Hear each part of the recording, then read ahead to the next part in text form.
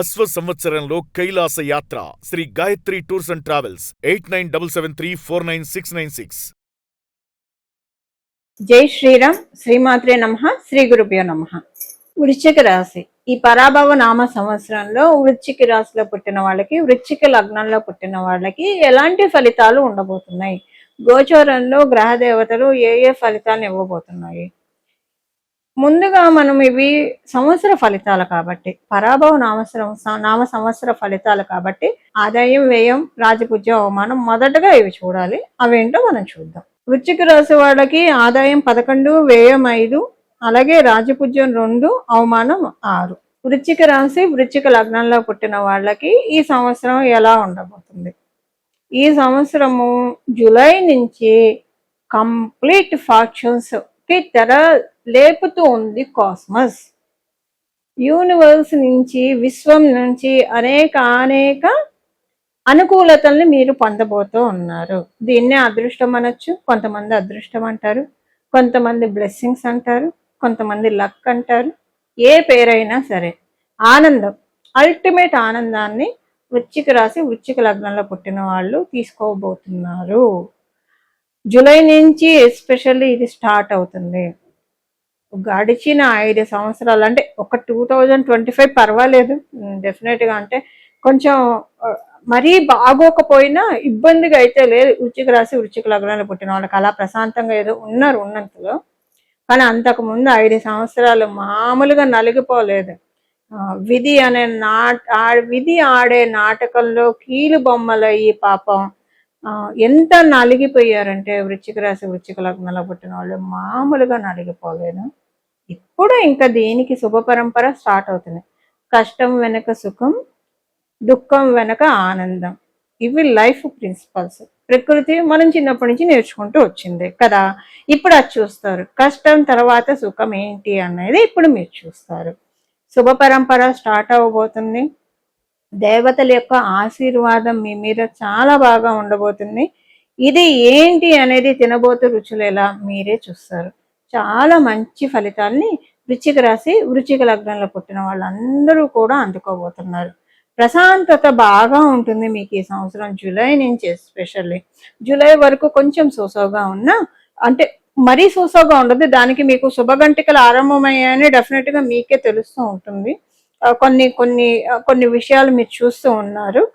కానీ మధ్యలో కొంచెం సోసోగా అనిపించినా జూలై నుంచి ఎందుకు వేసుకోకూడదు? జూలై నుంచి మంచి సమయం ప్రారంభమవుతుంది.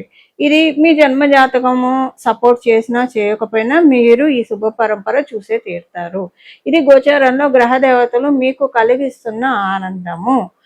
మీకేంటంటే మీరు దేని వల్ల బాధపడ్డారో, దేని వల్ల భంగపడ్డారో, సపోజ్ మీరు ఉద్యోగస్తులు అనుకోండి, మీరెంత శ్రమ పడుతున్నా శ్రమకి తగ్గ ఫలితం లేకుండా, మీరు పాలిటిక్స్ తోటి కావచ్చు లేదా మామూలుగా కూడా ఫలితం దక్కకుండా మీరు బాధపడ్డ వాళ్ళు అయితే ఇప్పుడు మీ శ్రమకి మించిన ఫలితాన్ని గోచారంలో గ్రహ దేవతలు ఇస్తున్నారు. ఎగ్జాంపుల్కి చెప్తున్నాను. అలాగే మీరు వ్యాపారస్తులు అయితే ఏం చేసినా వ్యాపారంలో కలిసి రావట్లేదని మీరు గడిచిన సంవత్సరాల్లో బాధపడుతూ ఉంటే ఇప్పుడు అది మీకు బాగా కలిసి వస్తుంది. చాలా బాగా ఉంటుంది. ప్రశాంతంగా మీకు వ్యాపారం సాగుతుంది. So situations reach. సో అన్నీ కూడా ప్రాబ్లమ్స్ అనేవి వృత్తి వ్యాపారాలకి అన్ని వేళలా ముడిపడి ఉండవు కదండి. రకరకాలుగా ఉంటాయి. కుటుంబంలో సమస్యలు ఉండొచ్చు, మన చుట్టూ ఉన్న బంధువర్గంతో ఉన్న సమస్యలు కావచ్చు, ఇలా రకరకాలుగా ఉంటాయి సమస్యలు. సంఘంలో ఉన్న వ్యక్తుల వల్ల కావచ్చు, ఇలా రకరకాలుగా ఉంటాయి. సో దేనివల్ల మీరు 5 సంవత్సరాలు ఇబ్బంది పడ్డారో, అంటే 2025 మినహాయించి, అండ్ 2025 అంతా కూడా ఏమి ఇబ్బంది పడలేదు. ఓకే, బాగానే వెళ్తుంది.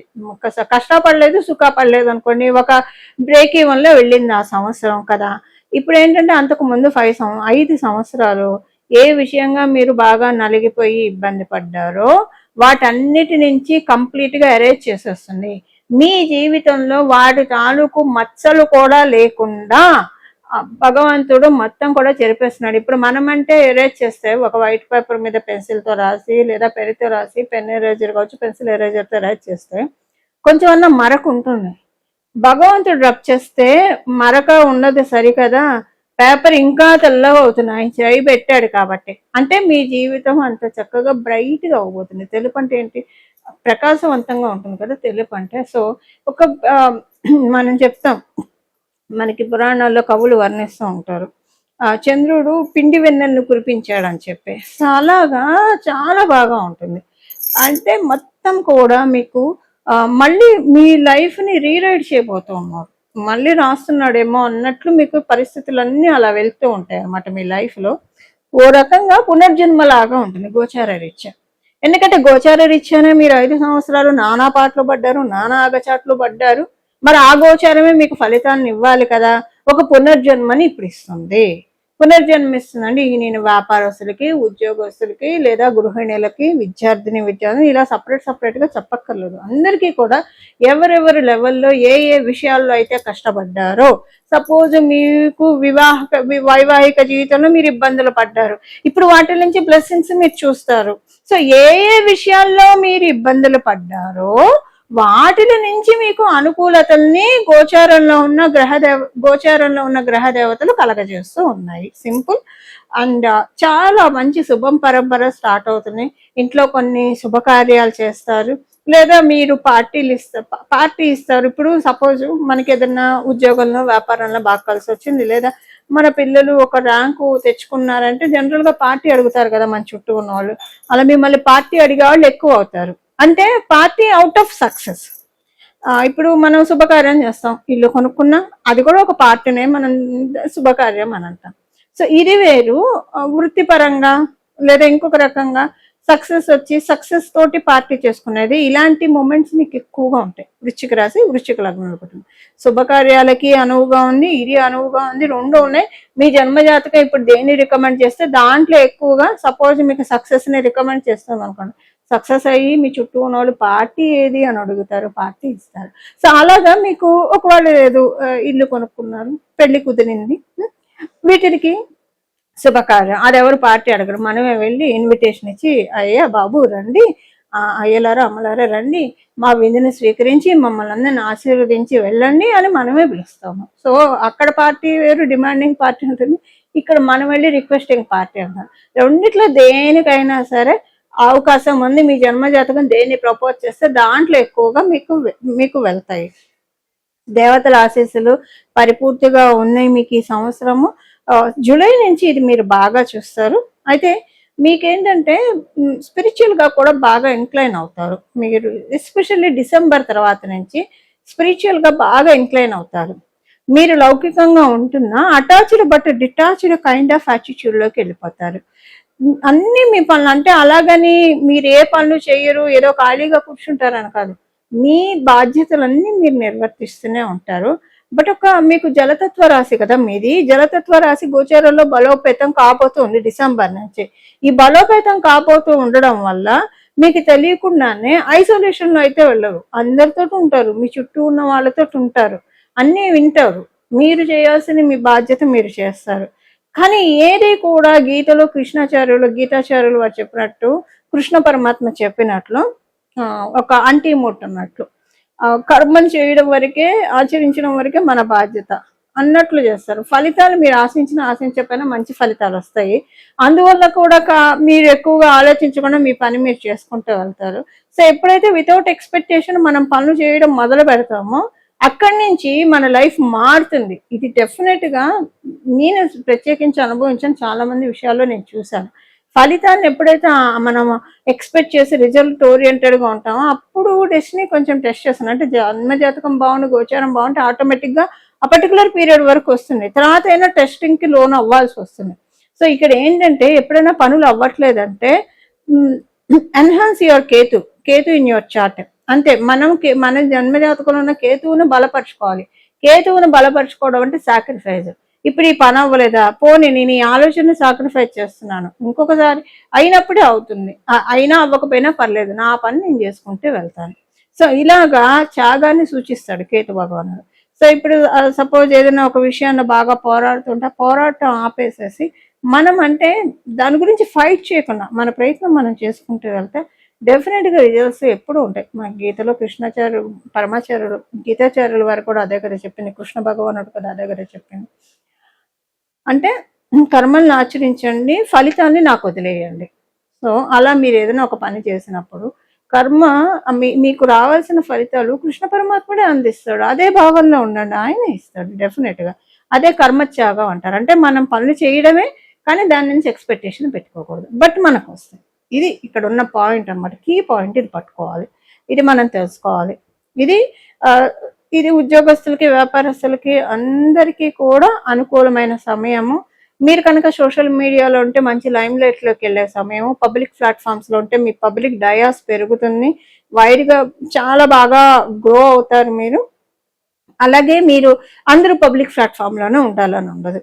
మీరున్న ఏ ఏ వాటిల్లో అయితే ఉన్నారో వాటిల్లో బాగా మీకు ఉంటుంది. కమ్యూనికేషన్ వైజ్ చాలా బాగా ఉంటుంది. మీరు కమ్యూనికేటివ్ ఫీల్డ్స్లో ఉన్న, సాఫ్ట్వేర్ ఫీల్డ్స్లో ఉన్న మీకు చాలా బాగా ఉంటుంది. అలాగే మీరు కనుక ఏదైనా ఒక రీసెర్చ్ చేయాలని అనుకుంటే ఏదైనా ఒక సబ్జెక్ట్ మీద, ఇది చాలా ది బెస్ట్ పీరియడ్. మీకు ఒక హాబీ అంటే, హాబీ ఏంటంటే, హాబీ అనేవి రకరకాలుగా ఉంటాయి. కొన్నిసార్లు మన హాబీ మనకి డబ్బులు కూడా తెచ్చిపెట్టేదిగా ఉంటుంది. దాన్నే మనం ఇండైరెక్ట్ గా ఫ్రీలాన్స్ వర్క్స్ అని కూడా అనొచ్చు. ఒక హాబీగా చేస్తారు. కొంతమందిని మనం చూస్తూ ఉంటాం, ఇలా అనుకోకుండా ఒక చిన్న సరదాగా ఒక పని మొదలు పెడతారు. ఓకే, ఆ తర్వాత అదే వాళ్ళకి జీవనాధారం అంటే అంత స్టేజ్కి అది వెళ్ళిపోతారు. వాళ్ళు అంత మంచి లైన్లో ఎట్లోకి వెళ్తారు. అలాంటివి ఏదైనా జరగడానికి ఆస్కారం ఇప్పుడు చక్కగా ఉంది. వృశ్చిక రాశి, వృశ్చిక లగ్నంలో పుట్టిన వాళ్ళందరికీ కూడా ఈ అవకాశాలన్నీ చక్కగా ఉన్నాయి. ఒక టర్నింగ్ పాయింట్ మీ జీవితంలో కానీ, మీ పిల్లల జీవితంలో కానీ చూస్తారు. ఒకవేళ మీరు సంతానం కోసం ప్రయత్నిస్తూ ఉంటే, ఎదురు చూస్తూ ఉంటే సంతానం కలుగుతుంది. సంతానం కలగడమే మీకు టర్నింగ్ పాయింట్ అవుతుంది. అందరూ సంతానం కోసం ఎదురు చూడాలని ఉండదు. సంతానవతులు ఉంటారు, సంతానం కలిగిన వాళ్ళు ఉంటారు. సో అప్పుడు ఏంటంటే మీకు ఒక టర్నింగ్ పాయింట్ ఉంటుంది. అవివాహితులకైతే వివాహం అవుతుంది, అదే మీ టర్నింగ్ పాయింట్ అవుతుంది. ఇలాగా మన జీవితంలో జరిగే మలుపులు రకరకాలుగా ఉంటాయి. అవి ఇప్పుడు మీరు చూస్తారు. అట్లీస్ట్ 3 టర్నింగ్ పాయింట్స్ చూస్తారు, కొన్ని చేంజెస్ మీరు చూస్తారు, 3 చేంజెస్ మీరు చూస్తారు. ఈ చేంజ్ నేను ఎక్స్పెక్ట్ కానీ ఆనందంగానే ఉంటుంది. ఆ చేంజ్ మీరు ఎంజాయ్ చేస్తారు. ఆ చేంజ్ని, ఈ చేంజ్ అసలు నేను ఎక్స్పెక్టే చేయలేదే, ఇది నా డైరీలో నేనే లేదే, ఈ విషయం ఎలా అయిందబ్బా అని అనుకుంటారు మీరు. సో అలాంటి మంచి ఫలితాలని వృశ్చిక రాశి, వృశ్చిక లగ్నంలో పుట్టిన వాళ్ళందరూ చూడబోతున్నారు. రెడీగా ఉండండి, గెట్ రెడీ. ఇప్పుడు మీకు ప్రకృతి వడ్డిస్తూ ఉంది, మొత్తం కూడా విందు భోజనం వడ్డిస్తుంది. అన్ని రుచులు మీకు కలిపి చూపిస్తుందంటే మళ్ళీ దుఃఖం అనే రుచి అయితే లేదు. డెఫినెట్ గా కష్టం, దుఃఖం అనే రుచి లేకుండా మిగతా అవన్నీ చూపిస్తుంది. మీ మంచి విందు భోజనాన్ని మీకు పెడుతుంది. అన్ని రుచిని చూడటానికి సిద్ధంగా ఉండండి. కంగ్రాచులేషన్స్ మీ వృశ్చిక రాశి, వృశ్చిక లగ్నంలో పుట్టిన వాళ్ళందరికీ కూడా. ఈ పరాభవ నామ సంవత్సరంలో చేసుకోవాల్సిన పరిహారము, గురు భగవానుడు ఈ సంవత్సరము ఆయన సంచారం చాలా అంటే చాలా ఇంట్రెస్టింగ్ గా ఉంటుంది. కాబట్టి ఎందుకంటే కర్కాటక రాశిలో ఆయన బంగారు పాదాన్ని మోపుతున్నాడు. ఉచ్చస్థానం కర్కాటక రాశి స్వామివారికి చాలా మంచి ఫలితాన్ని ద్వాదశ రాశి వాళ్ళకి, ద్వాదశ లగ్నాల వాళ్ళకి కూడా ఆయన ప్రసాదించబోతూ ఉన్నాడు. ఎందుకంటే ఉచ్చస్థానంలో ఉంటున్నాడు కాబట్టి. But conditions apply. కొన్ని రాశుల వాళ్ళకి, కొన్ని లగ్నాల వాళ్ళకి ఆయన కంప్లీట్ ఫలితాలను అయితే ఇవ్వలేడు. అలాగే మీ జన్మ జాతకంలో కనుక ఇప్పుడు ప్రస్తుతం బాగోకపోతే అప్పుడు కూడా మీరు పూర్తిగా తీసుకోలేరు. సో ఇలాంటి కండిషన్స్ ఏవైనా ఉన్నా, అంటే మీ జన్మ జాతకంలో గురుబలం లేకపోయినా, లేదా ఇప్పుడు ప్రస్తుతానికి గురుబలానికి సపోర్ట్ చేసే, అంటే ఇప్పుడు గోచారంలో గురుబలం మనకి జూన్లో ఆయన ఎప్పుడైతే కర్కాటక రాశిలోకి వెళ్తాడో అప్పటి నుంచి గురుబలం బాగా పెరుగుతుంది గోచార రీత్యా. కానీ మీ జన్మ జాతకం ప్రకారము మీకు గురుబలం ఎక్కువగా లేకపోయినా, లేదా గురుబలాన్ని డామినేట్ చేసే విధంగా మీకు ప్లానెటరీ పొజిషన్స్ ఉంటే కనుక దానికోసము పరిహారము అందరికీ కలిపి, అంటే ద్వాదశ రాశుల వాళ్ళకి కూడా ఈ సంవత్సరం అంతా కూడా వీలైనంత వరకు దక్షిణామూర్తి స్వామి వారి ఆరాధన చాలా సత్ఫలితాన్ని ఇస్తుంది.